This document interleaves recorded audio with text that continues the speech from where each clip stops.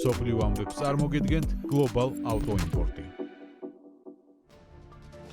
სოფლიოში განვითარებულ მოვლენებზე ვისაუბროთ და დავიწყოთ ჩვენი მეზობელი სახელმწიფოთი, სომხეთით, სადაც ამერიკის შეერთებული შტატების სახელმწიფო მდივანი მარკო რუბიო ჩავიდა ვიზიტით. რუბიოს აეროპორტში სომხეთის საგარეო საქმეთა მინისტრი არარატ მირზოიანი დახვდა. ეს მიმდინარე წელს ამერიკის შეერთებული შტატების უმაღლესი თანამდებობის პირის უკვე მეორე ვიზიტია სომხეთში.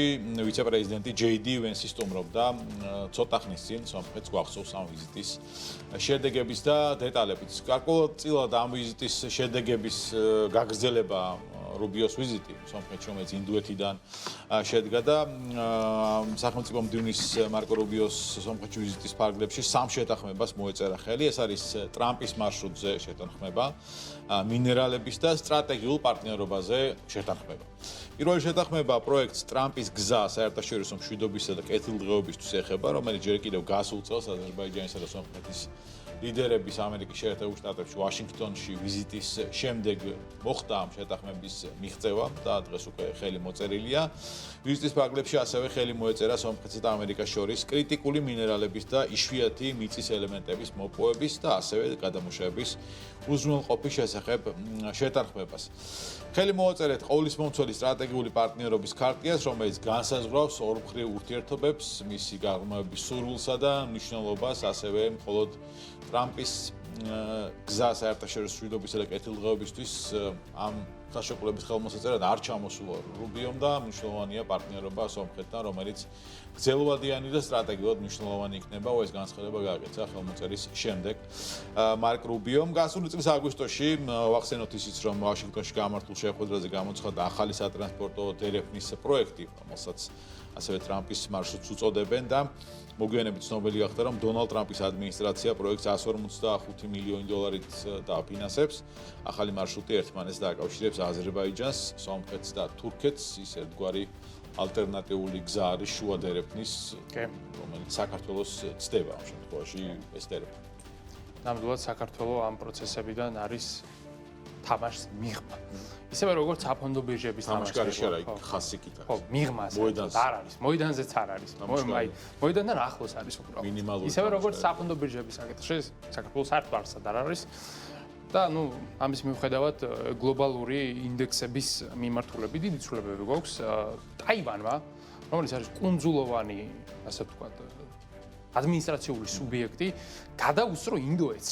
ქვეყანა, სადაც ცხოვრობს 1.5 მილიარდი ადამიანი, მას გადაუსწრო საფონდო ბირჟის შეფასებით. ტაივანში სულ 2-3 კომპანია, ერთადერთი მთავარი კომპანია იქ TSMC, რომელიც აწარმოებს ნახევარგამტარებსა და ჩიპებს პლანეტის ნებისმიერი კომპანიისთვის, მათ შორის Apple-ისთვის, Nvidia-ისთვის და სხვა ნებისმიერისთვის და მან იმდენად მაღალი კაპიტალიზაცია აწია ბოლო პერიოდის განმავლობაში, რომ ტაივანური საფონდო ბირჟის კაპიტალიზაციამ უკვე მიაღწია ამის $5 ტრილიონ, ხოლო ინდოეთის არის 4 ტრილიონ 920 მილიარდ დოლარზე, შესაბამისად, ამ ძალიან მცირე ზომის, ასე ვთქვათ, კუნძულმა გადაასწრო ამხელა ინდოეთს, რაც მოსახლეობის ტაივანი ალბათ ყველას უსწრებს, ხო? თუ არ გამოვაკლებთ რაღაც ლიხტენშტაინს და მონაკოს, მათ გარდა ამის ყველას უსწრებს, რა თქმა უნდა, სულ 23 მილიონი ადამიანია იქ და ასეთი საფონდო ბირჟა შექმნეს მათ. სხვადასხვა ინვესტორებს ინდოეთი ძალიან აღარ მოსწონთ ბოლო პერიოდში, რასაც აქვს რამდენიმე მიზეზი. პირველი მიზეზი ეს არის, რა თქმა უნდა, კორუფცია, რომელიც იქ არათუ უბრალოდ პრობლემა, არამედ კორუფციაზეა დაშენებული.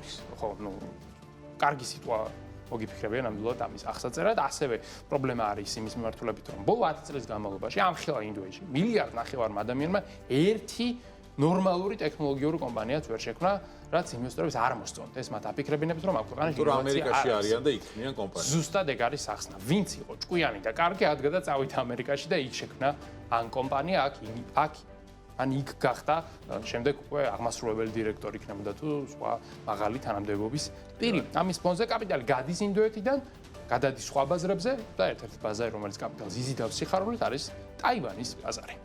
კი ბატონო, ბრიტანული ენერგეტიკული კომპანია BP რაღაცა ბოლო პერიოდში ძალიან გააქტიურებულია ცვლილებები BP-ის მენეჯმენტში. სკანდალური ცვლილებები. ხო, როგორც წესი ამ ტიპის მსხვილ კომპანიებში ასე სწრაფად არ იცვლებიან მენეჯმენტი და მით უმეტეს საბჭოს თავმჯდომარეები, თუმცა დირექტორთა საბჭოს თავმჯდომარემ ალბერტ მანიფოლდი თანამდებობიდან იქნა გათავისუფლებული. კომპანიის განცხადებით აღნიშნული გადაწყვეტილების მიზეზი მართვის სტანდარტების დარღვევა და არაჯეროვანი ქცევა გახდა. თუმცა მართვის სტანდარტების დარღვევაში და არაჯეროვან ქცევაში რა მოიაზრება, ამასთან დაკავშირებით დამატებითი კომენტარი კომპანიას არ გავრცელებია. ამ სკანდალთან ერთად ბოლო წლებში კომპანია მენეჯმენტის კრიზისს და ხშირ საკადრო ცვლილებებს ებრძვის, როგორც ვახსენეთ და ბოლო 3 წლის წინ გენერალური დირექტორი ბერნარდ ლუნი დირექტორთა საბჭოსთვის პირადი ურთიერთობის შესახებ მიწოდებული ცრუ ინფორმაციის გამოგაუშვეს სამსახურიდან და მისი მემკვიდრე მურეი აურხინკლოსი კი თანამდებობიდან მოულოდნელად გასული წლის დეკემბერში გადადგა, მაგრამ მიზეზებთან დაკავშირებით მაშინ განმარტება არ იყო გაკეთებული. საინტერესო ხალხს ეძებენ ინვესტორები. ვერ მოახერხა, ასე ვთქვათ, მენეჯმენტის დალაგება BP-მ, რომელიც არის გლობალურად ერთ-ერთი მნიშვნელოვანესი დიდი კომპანია, რომელიც მსოფლიოს მასშტაბით ბევრ მნიშვნელოვან სტრატეგიულ რესურსს აკონტროლებს და შესაბამისად მართვის, ასე ვთქვათ, სტანდარტის წესით უნდა ჰქონდეს რაღაცნაირად დალაგებული, მაგრამ ფაქტია, რომ უფროსები თავმჯდომარეები არ გამოადგა ბოლო 3 წლის განმავლობაში. ხო, დიდი ეჭვი მაქვს, რომ მენეჯმენტში ძალიან აგრესიული ცვლილებები დაიწყება მალე ფერარიში. ამ იტალიურ სუპერკარების მწარმოებელ კომპანიაში, რომელმაც დღეს ოფიციალურად წარმოადგენენ გახსენდება დილის 6 საათზე ავიღე ტელეფონი და პირველი შემოვიდა ეს პოსტი. აი ეს საოცრება Ferrari Luce, ეს არის კომპანიის ისტორიაში პირველი ელექტრომობილი. ჯერ ელექტროფერარი რა არის? შემდეგ ეს Ferrari რა არის, რომელიც შექმნა სხვათა შორის iPhone-ის ყოფილმა დიზაინერმა, ჯონი აივიმ, ადამიანმა, რომელსაც ავტომობილი ცხოვრებაში არ შეუქმნია, მან დახატა და გააკეთა ეს ავტომობილი და ეს მანქანა არამხოლოდ ავტოენთუზიასტებს არ მოეწონათ და ავტოჟურნალისტებმა დამარხეს, არამედ ინვესტორებსაც კი გული გაუსხდა და Ferrari-ის აქციები ერთ დღეში დაეცა 7%-ით.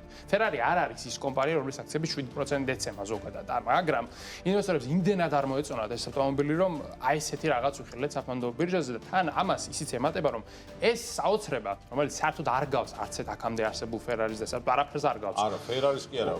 საერთოდ არაფერს არ გავს. ანუ გავს რაღაც აი აზიური წარმოშობის ელექტრომობილს, რომელსაც უბრალოდ Ferrari-ს ლოგო მიამაგრეს, მეტი არაფერი. 5 ადგილიანია. ხო, ვიღაცამ უკან ეზოში აწყო, 5 ადგილიანია, 4 კარიანია, ელექტროა.